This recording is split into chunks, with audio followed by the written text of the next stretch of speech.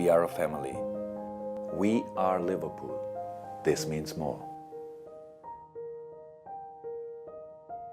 이제 개막까지 고작 2주밖에 남지 않았습니다. 한국 시간으로 8월 14일 새벽 첼시 원정 개막전이 있습니다. 앞으로 남은 두 번의 프리시즌 경기에서 보여주는 선발 라인업이 사실상 리그 개막전 출전 명단이라고 보시는 편이 좋습니다. 선수들의 컨디션을 파악하고 플랜 A를 확정짓게 될 것이라서 8월 2일, 9일 경기를 제외하고 현재까지 진행된 프리시즌 라인업의 흐름과 클롭이 구성하는 리버풀의 시즌 플랜을 대략적으로 파악해보는 시간을 가져보도록 하겠습니다. 지난 3경기 동안 클롭이 공통적으로 활용한 부분들이 있었습니다. 아마 이 요소들에 집중하면 개막전 라인업도 얼추 보이고 시즌 플랜 A는 어떻게 운영될 것인지 대략적으로 파악할 수 있죠. 그래서 공통점을 살펴봅시다. 첫 번째로 변형 433, 3-2-2-3 활용, 두 번째 수비 라인 로테이션, 세 번째 투볼란치 선수 구성, 네 번째 살라 누네스, 학포 도크 조합. 브래들리의 부상이 나오며 3차전 아놀드가 인버티드 풀백 포지션을 소화한 것을 제외하면 이 네 가지는 변함이 없었습니다. 사실 크게 변동을 주었다 보기도 어렵죠. 대부분 고정적인 형태로 움직이면서 포워드 조합에 따라 개개인에 부여되는 역할이 달라졌으니까요. 이제 이 네 가지 부분에 대해서 살펴보도록 하겠습니다. 첫 번째, 3-2-2-3. 프리시즌을 앞두고 팬들 사이에서는 여러 의문이 있었습니다. 첫 번째, 지난 시즌 아놀드에게 인버티드 풀백을 맡긴 건 임시 방편이다. 그러니 다시 4-3-3 구조로 돌아올 것이다. 두 번째, 시즌 후반 아놀드의 미드 포지션 변경은 플랜 A로 변경되었다. 그러니 변형 4-3-3 구조로 돌아올 것이다. 클롭이 리버풀에 부임한 뒤 프리시즌에서 한 번도 활용해보지 않은 포메이션을 토대로 시즌을 운영한 적은 없습니다. 한마디로 이 기간 동안 플랜 A로 활용한 포메이션이 있다면 그 구조를 뛰어넘는 새로운 구성을 꺼내지는 않았다는 것이죠. 심지어 이번에는 플랜 B도 없었습니다. 지금까지의 프리시즌 3경기 전체적인 구조 관련해서 살펴보죠. 1차전 칼스루의 경기에서는 브래들리 인버티드 풀백, 아놀드 홀딩, 변형 4-3-3, 투볼란치 포지션을 유지했고 다음 그로이터 피르트와의 경기에서도 브래들리 인버티드 풀백, 아놀드 홀딩, 역시나 변형 4-3-3, 투볼란치 포지션. 세 번째 레스터시티와의 경기에서는 아놀드 인버티드 풀백, 커티스 존스 홀딩, 변형 4-3-3, 투볼란치 포지션. 3경기 후반전 또한 크게 다르지 않고 모두 치미카스의 인버티드 풀백 역할을 부여한 뒤 투볼란치 포지션을 가져갔습니다. 조합으로는 치미카스 맥코넬만을 고집했습니다. 왼쪽에서 인버티드 풀백 역할은 아놀드의 부상 혹은 휴식을 부여할 때 임시 방편으로 활용될 확률이 높겠습니다. 마음만 먹으면 아놀드를 온전한 홀딩 미드필더로 출전시키며 원볼란치 테스트도 할 수 있었겠지만 첫 번째, 두 번째 경기 모두 브래들리를 인버티드 풀백으로 활용하며 투볼란치를 어떻게 해서든 고소한 것으로 보아 적어도 시즌 초반 플랜만큼은 인버티드 풀백을 활용하며 투볼란치를 토대로 운영될 것이다. 아놀드에게 6번 홀딩 미드필더적인 움직임을 강요하기보다 공격적인 플레이메이킹적인 움직임을 집중적으로 요구할 것으로 보입니다. 10번, 8번 앞선에 있는 미드필더나 추전방에서의 조합은 다양하게 구성할 수 있는 만큼 아놀드의 파트너로 출전하는 선수의 꾸준한 퍼포먼스가 굉장히 중요할 시즌입니다. 커티스 존스, 티아고 라비아 세 선수의 역량 그리고 꾸준한 출전이 꽤나 중요할 것으로 보이네요. 다음으로 수비 로테이션. 플랜 A는 모두들 아시다시피 로버트슨, 반다이크, 코나테, 아놀드 4명의 선수로 구성되겠지만 우리가 후반전마다 보게 되는 치미카스, 콴사, 마팁, 고메스 이 새로운 조합은 여러 의미로 센터백 영입의 필요성을 말하고 있습니다. 첫 번째, 수비 전체를 컨트롤할 수 있는 리더십의 센터백이 없다. 두 번째, 반다이크 말고는 왼쪽 센터백을 맡길 만한 자원이 없다. 세 번째, 마팁의 활용도가 좁아진다. 사실 이는 인버티드 풀백을 통한 변형 3백이 플랜 A로 발돋움하며 보다 명확해진 문제점이라 볼 수 있습니다. 1, 2번은 자주 언급한 내용이다 보니 3번부터 얘기해보죠. 만일 클롭이 풀백의 활용 범위를 중앙이 아닌 측면에서의 움직임을 토대로 포메이션을 구성했다면 원볼란치든 투볼란치든 간에 마팁의 활용도 관련 문제는 크게 없었을 겁니다. 하지만 현재 변형 3백에서의 마팁은 절대적으로 활용 가치가 떨어지게 됩니다. 백업 그 이상의 자원으로 발돋움할 수 없다는 것이죠. 마팁의 장점은 잠시 빼고 단점만을 생각했을 때 첫 번째, 경쟁자에 비해 떨어지는 스피드, 두 번째, 스피드로 인해 떨어지는 공간 커버 능력, 세 번째, 수비 전체 라인을 조율할 만한 리더십의 선수가 아니라는 것. 하필 지금의 변형 3백에서 가지고 있으면 안 되는 모든 요소를 단점으로 가지고 있는 게 마팁입니다. 아무리 공중볼 경합이 좋다 한들, 그라운드 경합이 좋다 한들, 전진 드리블, 전진 패스에 능하다고 한들 그냥 스피드 혹은 라인 조율의 취약점을 보이면 활용도가 극히 떨어지게 됩니다. 왜일까? 간단히 간단히 얘기하면 리버풀 빌드업의 핵심인 아놀드가 더 이상 측면에 붙어있는 게 아닌 중앙에서 움직이기 때문입니다. 그간 아놀드가 측면에서 볼을 받는 과정 속 이를 연결해주는 과정에서나 혹은 압박을 풀어내기 위해 오른쪽 센터백의 전진 능력이 보다 중요하게 여겨졌습니다. 현재는 아예 아놀드가 좁혀 들어와 중앙에서 볼 전개에 직접적인 영향을 주며 볼을 받게 되다 보니 오른쪽 센터백 입장에서 무리하게 롱볼 빌드업을 가져갈 이유가 없습니다. 간단히 아놀드가 롱볼을 전달하는 게 더 정확하고 결과값이 좋기 때문이죠. 당연히 때에 따라 센터백이 주도해야 하는 상황이 나오지만 6번 수비형 미드필더적인 움직임에 가까운 것이 아닌 8번 10번처럼 전진해버리는 아놀드를 두고 센터백이 무리하게 볼을 잡고 전진하거나 파이널 서드로 무리한 전진 패스를 줄 이유가 전혀 없습니다. 따라서 리버풀에게 있어 우측 센터백 혹은 스토퍼 포지션을 소화하는 선수의 경우 무조건적으로 스피드, 수비 커버가 좋아야만 한다. 과거에는 미드필더의 뒷공간 커버까지 생각하며 마팁의 스피드가 보완되었지만 지금의 3백에서는 100번 1000번 봐도 1, 2옵션으로 활용되기엔 무리다. 3옵션으로 무한정 남아줄 수 있다면 주급 삭감까지 고려하여 괜찮을 수도 있겠습니다만 클롭이 지금의 전술을 몇 년간 이어갈지도 모르고 점차 피지컬적인 하락세가 찾아오는 마팁을 굳이 재계약할 이유는 없겠죠. 마팁의 재계약도 나름 괜찮지 않나 생각했던 저조차도 지금의 상황만 두고 봤을 때 다음 시즌 자유계약으로 떠나는 게 서로에게 좋지 않을까 싶습니다. 그런데 여기서 마팁이 떠나는 것을 고려하여 우측 보강에 대한 준비를 하는 동시에 반다이크의 이탈 또한 마냥 무시할 수는 없습니다. 2025년까지의 계약이다 보니 2년이 남은 상황. 최근 사우디의 행보를 보시면 살라, 반다이크도 장기적으로 사우디의 레이더망에 올라와 있다고 봐야 합니다. 현재 리버풀이 맘먹고 왼쪽 센터백의 주전급을 바로 데려올 수 없는 이유도 만약 반다이크가 재계약을 한다면 센터백의 경우 30대 중반까지도 전성기를 이어가는 경우가 많다 보니 반다이크 대체자를 마냥 주전급으로 바로 데려오는 것도 주저할 수밖에 없습니다. 따라서 리버풀이 노렸던 왼쪽 센터백의 프로필은 정확히 리바이 코릴의 프로필과 동일하다. 코릴을 노리는 것도 당연했던 것이고 앞으로 리버풀이 찾는 왼쪽 센터백의 조건 또한 이와 크게 다르지 않을 것이다 라고 보시면 될 겁니다. 코나테, 고메스, 마틴 모두 왼쪽에서 뛰는데 그리 안정적인 느낌을 주지 못해서 아니 거의 뛰지 못하기 때문에 반다이크가 부상이라도 당하는 순간 라인 컨트롤에 능한 선수가 아예 없습니다. 고메스를 봐야 합니다. 그래서 리버풀이 라비아의 영입을 끝마친다면 곧바로 왼쪽 포지션에서 뛸 수 있는 센터백을 찾아다닐 것으로 보입니다. 환사는 어떻게 볼지 모르겠지만 아직은 프리미어리그 레벨에서의 경험이 없다 보니 임대를 통해 장기적인 그림을 보지 않았을까